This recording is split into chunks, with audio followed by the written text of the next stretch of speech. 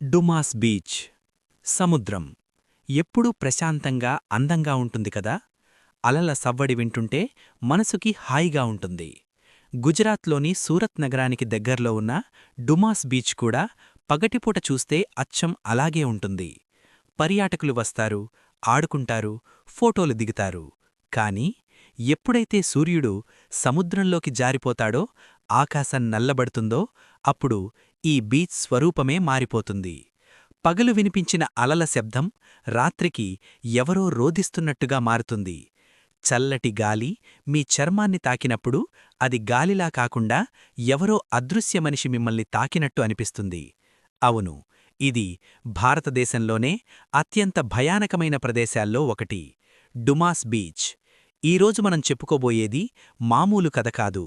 కొన్ని వందల ఏళ్లుగా ఆ నల్లటి ఇసుక కింద దాగి ఉన్న ఒక చేదు నిజం. అసలు ఈ బీచ్ ఎందుకింత భయానకం? దీని వెనక ఉన్న చరిత్ర తెలిస్తే మీ వెన్నులో వణుకు పుట్టడం ఖాయం.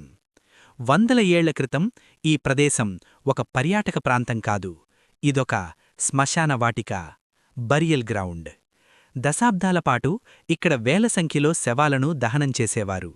హిందూ సాంప్రదాయం ప్రకారం అంత్యక్రియలు జరిగే పవిత్ర స్థలమిది. కాని అకాల మరణం చెందినవారు, ఆత్మశాంతి లేనివారు ఇక్కడే ఉండిపోయారని స్థానికులు నమ్ముతారు. మీరెప్పుడైనా గమనించారా? సాధారణంగా బీచ్లో ఇసుక బ్రౌన్ కలర్లో లేదా గోల్డెన్ కలర్లో ఉంటుంది. కాని డుమాస్ బీచ్లో ఇసుక నల్లగా ఉంటుంది. ఎందుకంటే దశాబ్దాలపాటు కాలిన చితిమంటల బూడిద ఈ ఇసుకలో కలిసిపోయిందని, అందుకే ఆ ఇసుక రంగు మారిపోయిందని చెబుతారు. ఆ నల్లటి ఇసుకలో నడుస్తుంటే మనం కేవలం ఇసుకమీద నడవడం లేదు, ఎంతోమంది పూర్వీకుల బూడిదమీద నడుస్తున్నాం అనే భావన కలుగుతుంది. ఇది అక్కడ జరిగిన ఒక సంఘటన. కొంతమంది స్నేహితులు ఆఫీస్ పనిమీద సూరత్ వెళ్లారు. డుమాస్ బీచ్ గురించి విన్నారు కాని వాళ్లకు దెయ్యాలంటే నమ్మకం లేదు. అదంతా ట్రాష్ అనుకుంటూ రాత్రి 11 గంటల సమయంలో బీచ్కు వెళ్లారు. బీచ్ నిర్మానుష్యంగా ఉంది. చుట్టూ చిమ్మచీకటి, కేవలం అలల శబ్దం మాత్రమే వినిపిస్తోంది. వాళ్లు నడుచుకుంటూ నీటి దగ్గరకు వెళ్లారు. కాసేపటి తరువాత వాళ్లలో ఒకడికి వింత అనుభవం ఎదురైంది. తన వెనకనుంచి ఎవరో తన పేరు పెట్టి పిలిచినట్టు అనిపించింది.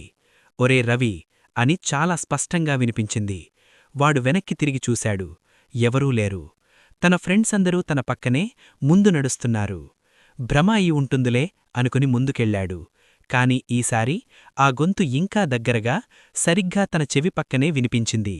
ఎవరో ఏడుస్తున్నట్టు, సహాయం కోసం అర్థించినట్టు సన్నటి ఏడుపు శబ్దం. అంతేకాదు, ఆ బీచ్ ఎంట్రన్స్లో ఉన్న కుక్కలు విపరీతంగా అరవడం మొదలుపెట్టాయి.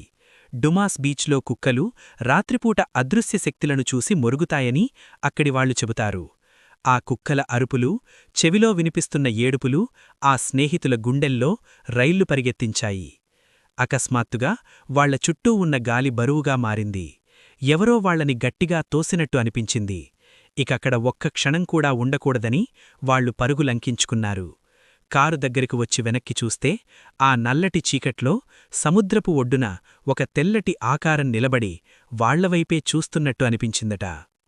అక్కడి స్థానికులు చెప్పే ఇంకో విషయమేంటంటే, రాత్రిపూట ఈ బీచ్లో ఒంటరిగా వెళ్లినా చాలామంది తిరిగి రాలేదట. వాళ్లు సముద్రంలో కొట్టుకుపోయారా, లేక ఆ అదృశ్య శక్తులు వాళ్లని వాళ్ల లోకంలోకి తీసుకెళ్లిపోయాయా అనేది ఇప్పటికీ మిస్టరీనే. పగలు ప్రశాంతంగా కనిపించే ఈ డుమాస్ బీచ్ రాత్రైతే మాత్రం పరలోకానికి దారితీసే ద్వారంలా మారుతుంది. సైన్స్ దీన్ని మూఢనమ్మకమనొచ్చు.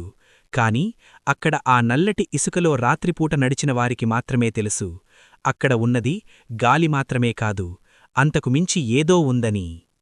మరి మీకెప్పుడైనా సూరత్ వెళ్లే ఛాన్సొస్తే డుమాస్ బీచ్కు వెళ్తారా? వెళితే సూర్యాస్తమయం తర్వాత ఉండే ధైర్యం చేస్తారా?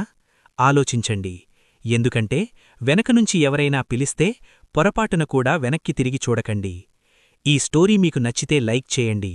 ఇలాంటి మరిన్ని ప్రదేశాల కోసం మా ఛానల్ని ఫాలో అవ్వండి.